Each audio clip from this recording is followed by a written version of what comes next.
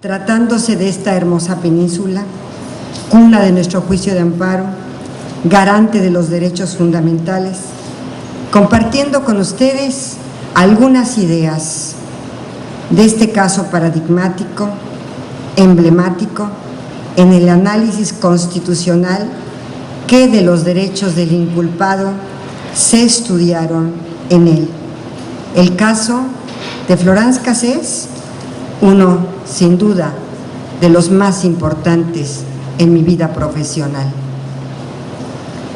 Agradezco de manera muy especial la amable invitación y la anfitrionía de siempre que me ha extendido el presidente de este tribunal, el doctor Marcos Alejandro Celis Quintanar, así como de las magistradas y magistrados, pero de todos ustedes, los asistentes, que el día de hoy nos acompañan. Las ideas que esta tarde procuraré desarrollar, quiero anunciarlo, son estrictamente en mi carácter de jueza constitucional y meramente descriptivo de los derechos que en el análisis constitucional se hicieron en el conocido caso de Florence Cassés, siendo mis expresiones con la mayor objetividad posible, despojada de cualquier opinión de carácter personal o moral.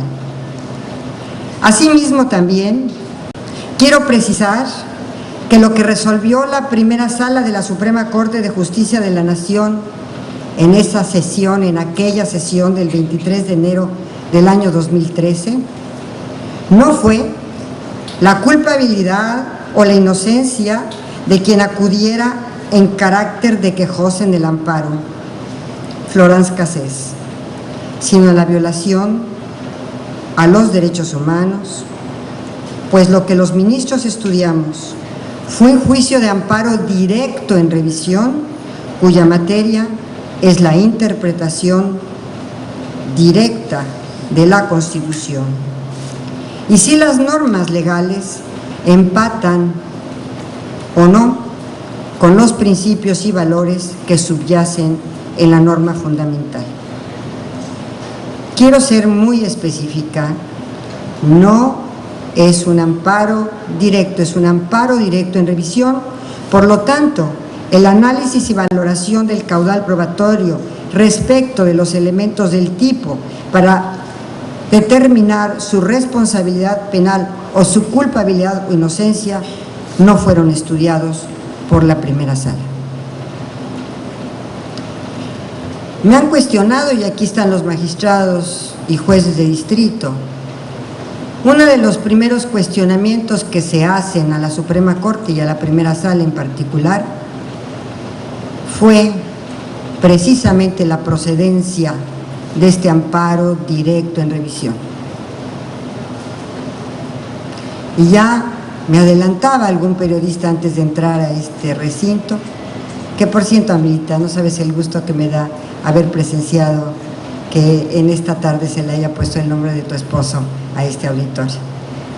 Decía yo, bueno, el solo hecho de que le hubiera dado al Poder Judicial del Estado la autonomía presupuestal, que tantos poderes judiciales de tantos estados están luchando por ella, y hace tantos años que se la dio, y además haber construido este enorme Palacio de Justicia, la verdad, lo menos es el nombre de él en este auditorio. Pero me cuestionaban sobre la procedencia del amparo directo en revisión. Quiero decirles que en este caso en particular, el ministro presidente de la Corte admitió el recurso de amparo directo en revisión. Sé que el auto de presidencia no causa estado. Sin embargo, tampoco hubo un recurso de reclamación contra el auto de admisión de presidencia. Pero aún más, ustedes saben que en las resoluciones de las salas y del Pleno de la Corte, aun cuando haya admitido el trámite el señor ministro presidente de este amparo directo, y aún también cuando no exista o no haya existido el recurso de reclamación en contra de esta admisión, lo cierto es que la sala o el Pleno podría desechar el recurso, en su caso en el fondo. Sin embargo, no fue el caso. La primera sala, sobre todo en la primera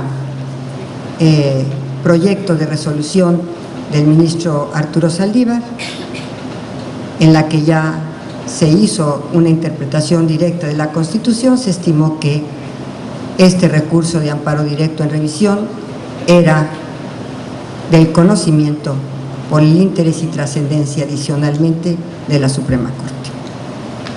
Así que quien cuestione o no, porque todo en derecho es debatible y todo se puede cuestionar, quien cuestione o no la procedencia de este amparo directo en revisión ante la primera sala, está en su derecho de hacerlo y puede o no compartir los argumentos que estoy en este momento platicándolos con ustedes. Admisión de presidencia sin recurso de reclamación y finalmente la sala decidió que sí había una interpretación directa de preceptos constitucionales, como lo voy a demostrar, y adicionalmente también, que fue muy importante, que esta interpretación directa se hiciera a partir precisamente del proyecto del señor ministro Saldívar. ¿Cuál fue entonces el tema? Fue un tema importante. Las violaciones a derechos humanos que fueron motivo de esta sentencia, en este caso particular, las voy a exponer a través de 3 líneas generales. La presunción de inocencia, el derecho de cualquier persona a ser puesta a disposición inmediata de la autoridad ministerial y en este caso concreto, la asistencia consular. Estas son las 3 líneas generales que se encuentran en el expediente. La Constitución General de la República constantemente se va adecuando a las necesidades sociales y exigencias que como país resultan impostergables, así como al marco internacional en lo que al más puro y absoluto respeto a los derechos humanos se refiere. Ahí radica, estimado auditorio, la importancia y la trascendencia que tiene un tribunal constitucional, en nuestro caso, la Suprema Corte de Justicia de la Nación. Pues en esta renovación de la norma fundamental se va delineando, se va consolidando su definición y el alcance justo. En lo que a los derechos humanos de quienes son parte en el proceso penal se refiere, y a los que me referiré esta tarde, debemos remontarnos, y ya lo hizo, por cierto, el señor gobernador, a la reforma constitucional de junio del 2008, en la que se incluyen en el artículo 20, entre otras cuestiones relevantes, los derechos del inculpado, así también los derechos de la víctima, por cierto, siendo precisamente, y quiero ser muy enfática, hasta esta reforma del 2008, que de manera expresa se establece el principio de presunción de inocencia. Nuestra Constitución, antes del 2008, expresamente no contenía el principio de presunción de inocencia, este derecho humano, este derecho fundamental del inculpado. No lo contenía. Entonces, a partir del 2008, por cierto, la Corte tiene varias tesis en el año 2000 y 2002, en donde se establece que este derecho de presunción de inocencia, este principio de presunción de inocencia, que ha de regir a todo proceso penal, se encontraba implícitamente en la Constitución, pero de manera explícita hasta el 2008. A la vuelta de la esquina está expresamente incorporado en la Constitución. De ahí entonces que yo les comparto que la Constitución, como norma fundamental, va actualizándose y va dando respuesta a realidades sociales distintas. El artículo 20, apartado B, fracción primera de nuestra Constitución, que establece los derechos de toda persona imputada establece que se presuma su inocencia mientras no se declare la responsabilidad penal mediante sentencia emitida por el juez de la causa. Ello no significa, como les decía y comentaba, que por esa fecha no existiera en nuestro sistema jurídico tal principio.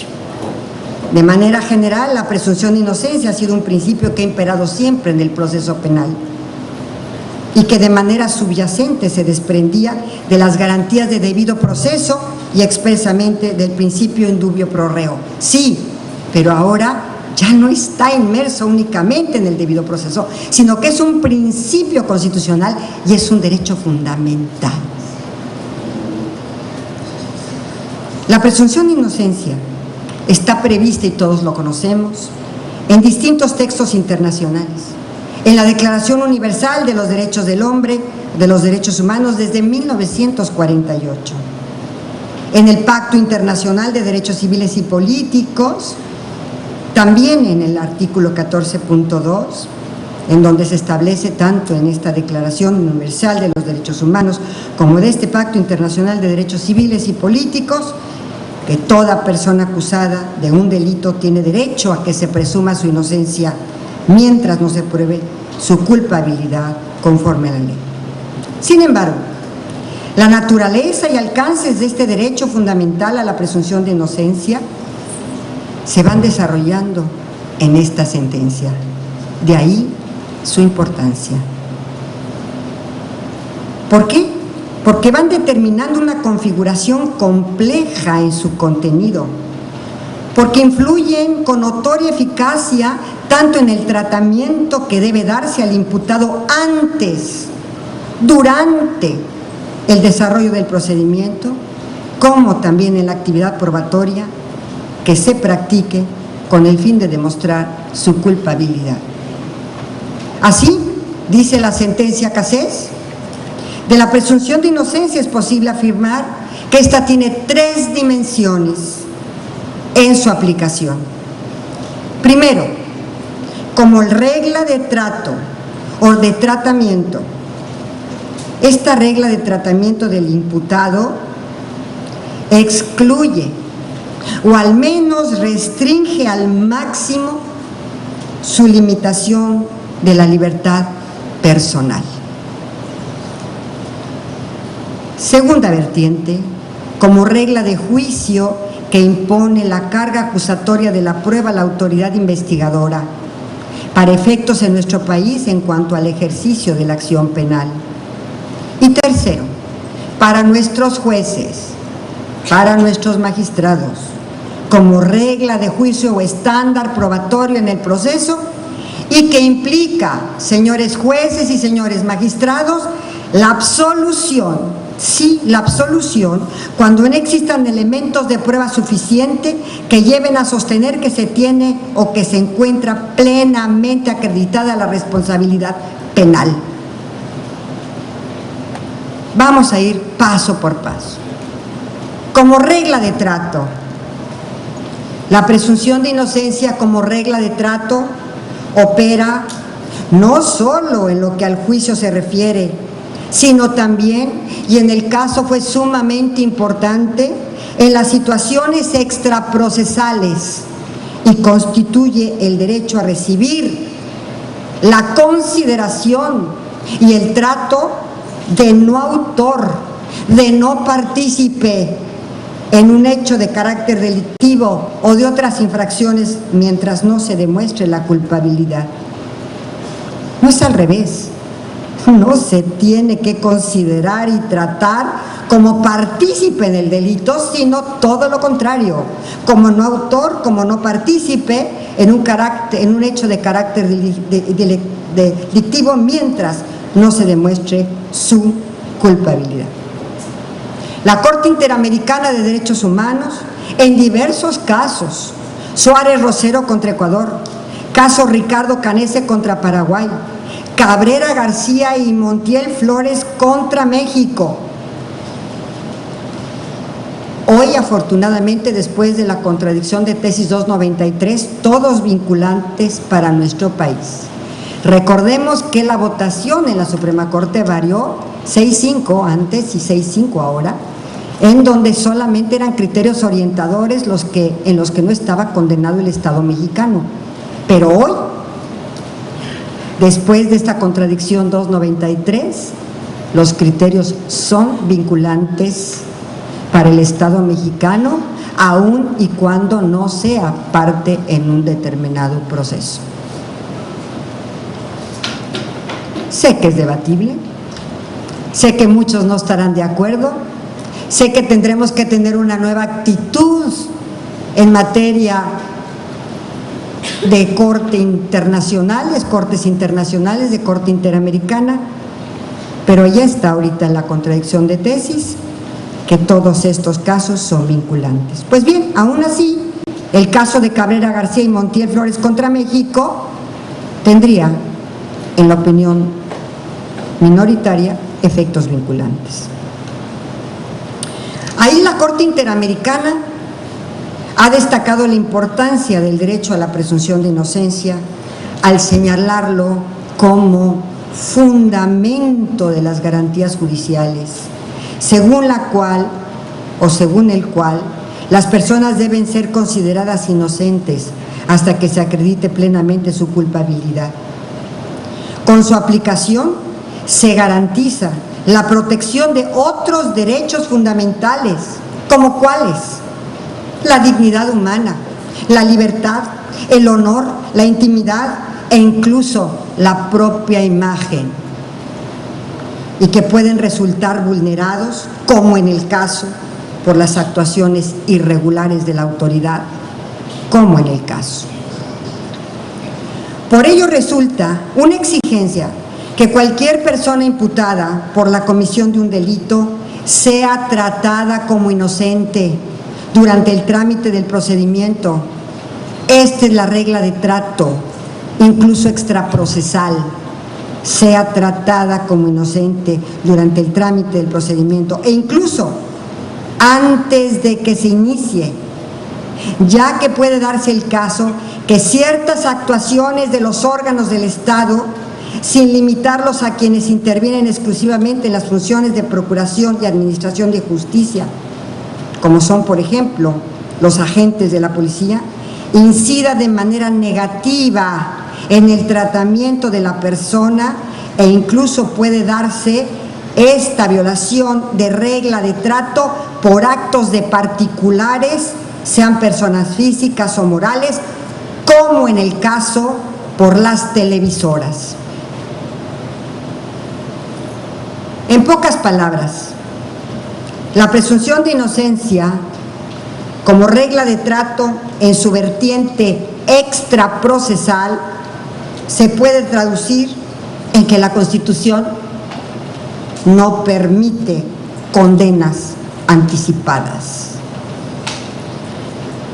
Dada la trascendencia para la persona de una acusación en materia penal, la Constitución otorga al imputado una serie de derechos fundamentales a fin de garantizar que se efectúe un juicio justo en su contra. Sin embargo, estos serían estériles si las autoridades encargadas de investigar el delito realizan, como en el caso, diversas acciones que tienen como finalidad exponer públicamente a alguien como responsable del hecho delictivo.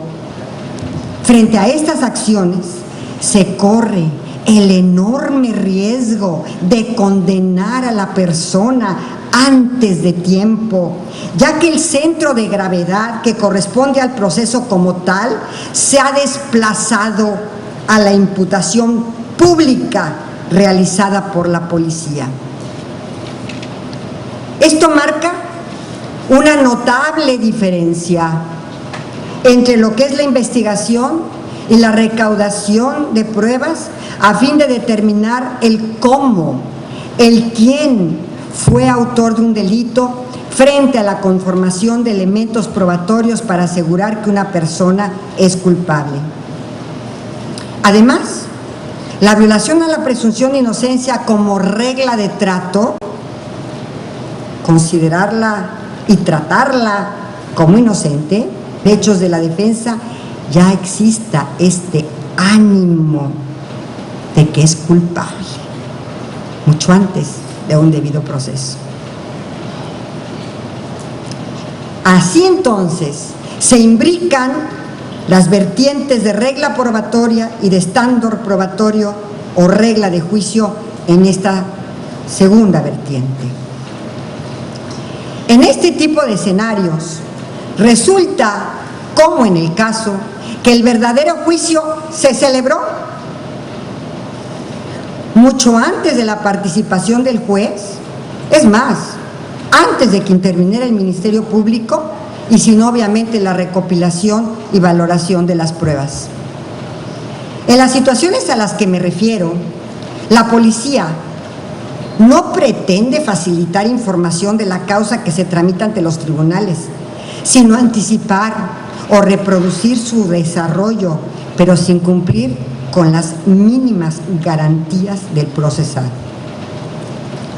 Es en esta vertiente que en el caso específico de la ciudadana francesa, de inicio se vulneró su presunción de inocencia en lo que se refiere a la regla de trato.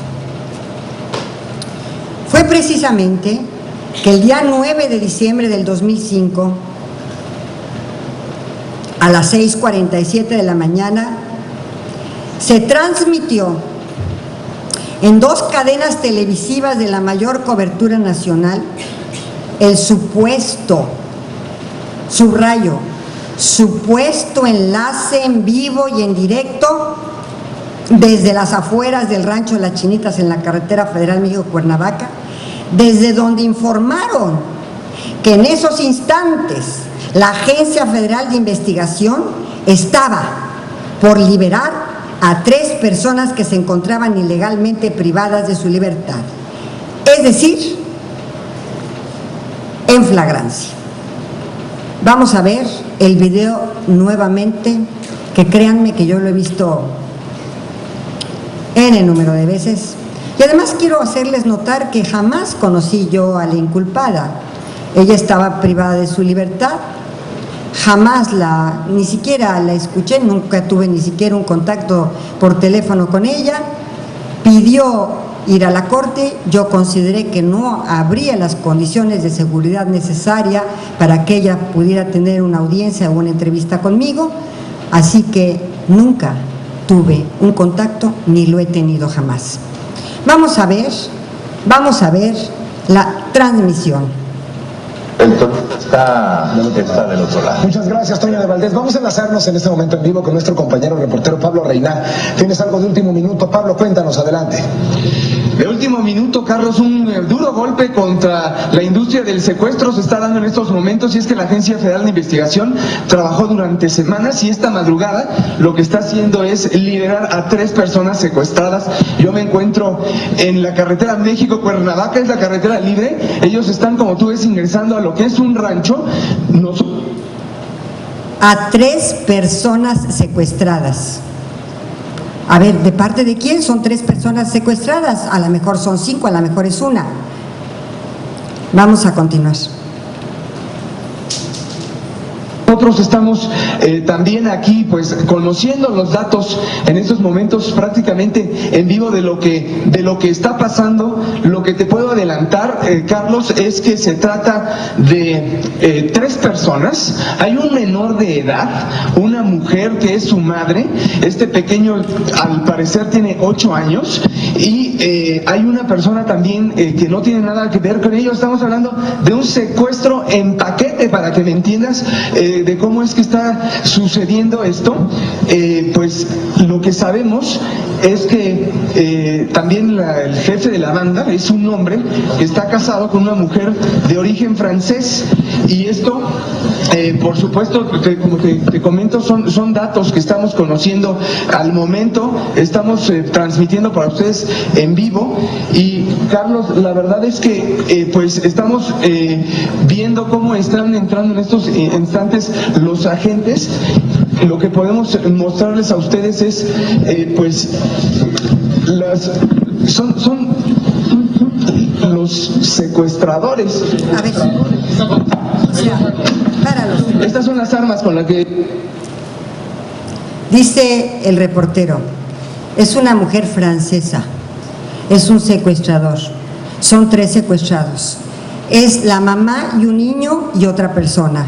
Estas son las armas y la policía está ingresando en este momento. Vamos a continuar. Ellos secuestraron a sus víctimas. Esta mujer que vemos aquí tapada es una mujer de origen francés, era también la esposa y quien ayudó a planear el secuestro. ¿Cuál es su nombre? Florence, no tengo nada que ver, no soy su esposa. ¿Qué hacía aquí? Nada, yo no sabía nada. ¿Quién es usted? ¿Qué hacía aquí? ¿Cómo? ¿Qué hacía usted aquí? ¿Sabe que aquí había 3 personas secuestradas? ¿Están No lo sabía. al lado de usted? No lo sabía. No lo sabía. No lo sabía. ¿Qué hacía usted aquí? ¿Cómo llegó? Era mi novio, me estaba dando chance de quedarme aquí en su casa. A ver, ¿cuál es su nombre? Israel Vallarta. ¿Es verdad esto? Sí, señor. A ver, platíquenos cómo es que urdió usted este secuestro. Yo no ordeno nada, señor. A mí me ofrecieron dinero para prestar mi casa. ¿Quién? Un tipo que se llama Salustio, señor. Nombre completo. Aquí hay 3, yo no sabía que eran las 3 porque están 3. ¿De dónde, señor? ¿Cuántas personas son? Aquí 3 personas. ¿Usted sabía que estaban aquí 3 personas secuestradas? ¿Usted participó en el secuestro? Sí, a mí me estaban pagando por eso, señor. ¿Cuánto le pagaron? Pues lo que fuera, no sé, no tengo No, negoció. ¿Cuánto había recibido? ¿Cuánto le iban a pagar? Lo que fuera. O sea, lo que fuera. Continúa. lo que me fueran a dar, no sé. Ahora, ¿quiénes son las personas que tienes aquí? No conozco. ¿Hay un menor de edad? Sí. ¿Dónde lo secuestraron? ¿Le duele algo? Sí, señor. Más cerca de la... Usted me pegó. Perdón. ¿Qué le duele? Nada, señor. ¿Quién le pegó? Nadie, señor. A ver, explíquenos desde cuándo tienen secuestradas a estas personas. No sé exactamente, yo tengo 3 semanas que me los trajeron a mí para darme dinero. Vamos a continuar. Como tú puedes ver, ¿Qué tal se te pone? este es el lugar exacto en el que A ver, tenía. lo que- Como pudieron ustedes apreciar, aún antes de que los agentes ingresaran a la referida cabaña, el reportero daba cuenta a la sociedad, informaba datos pues que aún no le constaban, como quienes estaban en el rancho, las víctimas, los secuestradores, así como las características especiales de estos, como la minoría de edad de una de las víctimas, que su madre también se encontraba secuestrada, y hasta la nacionalidad de una de las secuestradoras de Cassés, lo que es extraño tratándose de un supuesto operativo en vivo y de una flagrancia. Inclusive, el reportero, previo a cualquier declaración ministerial, comienza a interrogar a una de las víctimas, un joven que llevaba la cabeza vendada, quien expresa que sus captores le habían anestesiado el dedo porque se lo iban a mandar a su padre. La cabeza vendada.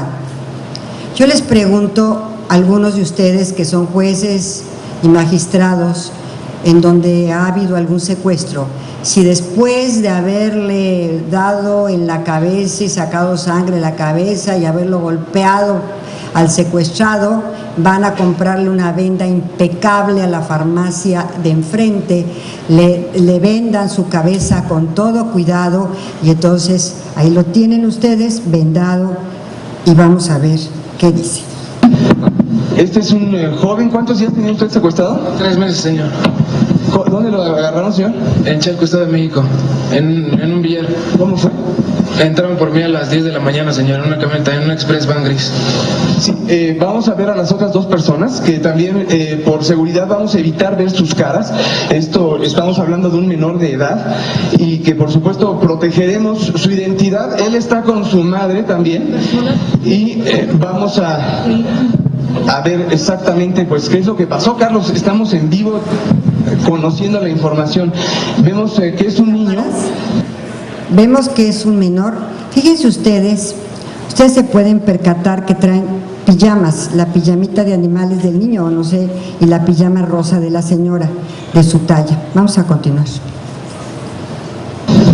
Y su mamá. Señora, ¿cuántos días tenía secuestrada? 2 meses. ¿Dónde la secuestraron a usted? iba hacia la escuela de su hijo, en Ferrocarril Hidalgo. ¿Sabe quiénes la secuestraron? ¿Cómo fue? Chocaron el carro en un área, pero no vi nada porque venían tapados. Bueno, yo no sé si se alcanza a escuchar por la dificultad del cableado. Ella, bueno, nos dicen que venía circulando en su vehículo cuando los... Sigue, ¿puedes? ¿Cómo la trataban, señora? ¿Qué pasó en estos Quiero que pongan 45 atención a días su que primer estuvo usted declaración. Mire, a mí me trataban bien y al niño nos daban de comer, estuvieron al pendiente de mis medicamentos porque yo padezco de un riñón mucho e infección en las vías urinarias, siempre estuvieron al pendiente y nos daban de comer lo que pedíamos, y en cuanto al rescate nunca supe cuánto pedían por mí. ¿Hubo contacto con su familia? Una vez a la semana de que me trajeron para acá, una sola vez, y ya no volví a saber nada hasta ahorita. ¿En algún momento recibió usted malos tratos? Nunca, al contrario, siempre estaban, me decían que quiere de comer lo que yo les pedía o el niño no nos daba. Hablábamos hace un momento con un hombre y una mujer de origen francés. ¿Usted llegó a ubicar a alguno de ellos? ¿Cómo se presentaban a usted? También veíamos que tenían máscaras. Siempre encapuchados, les vi la cara. Nos llevaban por ejemplo, a bañarnos, nos vendaban los ojos nada más. ¿No podría identificar a nadie? Nadie. ¿Ni por su tono de voz? No, porque es que hacían diferentes voces. Le pregunté... Como que imitaban voces, pero si vuelven a hablar como hablaban, pues tal vez sí. ¿Todo el día la tenían encerrada en este cuarto? Sí. ¿Todo el día? Sí. ¿Sin hacer qué? Le ayudaba al niño, como traemos su mochila, hacíamos tarea, pero no hacíamos nada, veíamos la tele, nos traían juegos de mesa a veces. Muy bien, dice, no podría identificar a quienes le secuestraron, no lo podía identificar ya que tenían los ojos tapados. En la entrevista entonces, su primera declaración, ustedes la acaban de escuchar, la primera declaración en vivo, en flagrancia, se supone en una flagrancia, ella no reconoce a los secuestradores, hacía tareas con su hijito, le daban de comer lo que pedía y adicionalmente no los podía identificar ni por su voz ni por su físico. Vamos a continuar. Ambulancia, como veíamos, y es que si bien platicábamos hace un momento con las personas que estaban secuestradas, la mujer y el niño decían haber sido muy bien tratados, no así la persona de sexo masculino. Le están dando en estos momentos pues primeros auxilios para poderlo trasladar así a las instalaciones de la Agencia Federal de Investigación. A usted sí lo golpearon, me decía. Sí, señor, en el abdomen. Bueno, en muchas ocasiones, cuando me tenían en la otra casa. Cuando me tenían en la otra casa. Tu función. No, yo no tengo nada que ver en eso.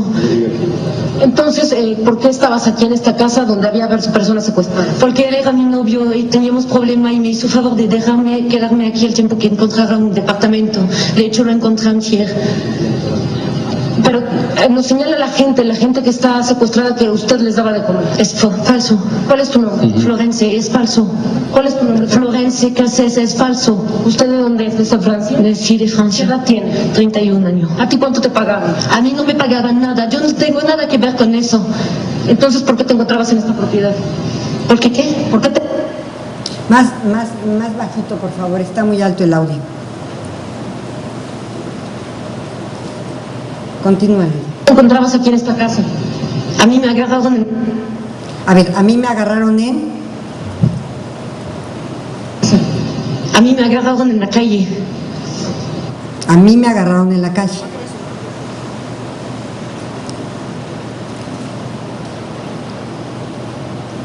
Vamos a ver la entrevista en una de las cadenas televisivas que se transmitían. Entonces vamos a verla, a pesar de que en su testimonio, como ustedes acaban de decir, indica que no tiene nada que ver, es evidente que estaba en esta propiedad y formaba parte de la banda de secuestradores. Esto lo dijo también una periodista. El conductor del noticiero abunda sobre el tema, repitiendo los datos generales de Florence Cassés, y afirma que la gente que estaba ahí secuestrada la reconoció como la persona que les daba de comer. Yo nunca escuché eso. y así como que la mujer al parecer es la propietaria de esta casa porque los recibos de luz y de teléfono están a su nombre. Lo cierto es que los rescatados, como ustedes pudieron ver, jamás señalaron tal cuestión. Al ser entrevistada, la madre del menor señaló, ustedes lo escucharon, nos trataban bien, nos daban de comer, estuvieron al pendiente de mis medicamentos porque yo padezco de un riñón e infección en las vías urinarias. Siempre estuvieron al pendiente, nos daban de comer lo que pedíamos y en cuanto al rescate nunca supe cuánto pedían por mí. Respecto de uno de sus secuestradores señaló, siempre encapuchados, nunca les vi la cara y cuando nos llevaban a bañarnos nos vendaban los ojos. Incluso el reportero preguntó si podía identificar a alguien, respondiendo ella que a nadie. Horas después de los hechos ocurridos en el Rancho de las Chinitas, otro reportero de una de las cadenas de televisión en el enlace desde las inmediaciones de las instalaciones del Asiedo afirmó: al fondo de mí se encuentran las oficinas del Asiedo. Aquí habrán de llegar en 40 minutos seguramente los secuestradores o presuntos secuestradores. Ya siendo las 10:16 de la mañana, 5 horas y 45 minutos después de la hora que indica el parte de su detención, los policías federales pusieron a disposición del Asiedo a las personas detenidas. Meses después, el 5 de febrero del 2006, en un programa de televisión, la conductora entrevistó, pero vamos primero a ver esta entrevista y después la de Denise Merker sobre la entrevista al señor director de la Agencia General de Investigaciones. En vivo. Entonces, así empezamos la investigación del caso y fuimos encontrando varios elementos. Uno de los elementos era la declaración de la propia Florence. Yo hablé con Florence y ella me dijo: a mí me secuestraron, a mí me detuvieron el día anterior, no me detuvieron el 9 de diciembre. Yo empecé a investigar y encontré el parte policíaco de los policías que la detienen a ella. A mí, dice Florence, no me detuvieron este día, me detuvieron el día anterior y en la carretera. A ver si. Y efectivamente decía que la habían detenido el 8 de diciembre. Entonces solicité en la empresa donde trabajaba, en Televisa, las imágenes originales del operativo y en las imágenes originales quedaba evidenciado cómo estaba planeado. Yo no le llamaba montaje en ese momento, pero sí se veía cómo estaba planeado. ¿Por qué? Porque hay una escena muy, muy específica en donde los policías de la AFI están formados en fila. Pero siguen el audio, por favor. Los policías están formados en fila, dice la reportera, y India, y entran en falso. Y alguien les dice, seguramente algún superior de ellos, les dicen: regresen. Eso no había grabado en el video que tuviste revisando el original. Regresen, no es el momento de... La reportera dice, esta reportera dice: nosotros nos dedicamos a recabar todo el caudal probatorio y toda la escenificación. La reportera dice: entran en falso y por orden de un superior les dicen que regresen nuevamente los AFIS a formarse antes de entrar a la cabaña. ¿Por qué? Porque como ustedes vieron al principio del video, iban a transmitir deportes y un corte comercial. Por eso entraron en falso y se regresaron nuevamente en fila india para volver a entrar. Y ellos vuelven a formarse en fila india hasta que ya entran al momento indicado. El viernes lo repitió en una conferencia de prensa ante todos los medios.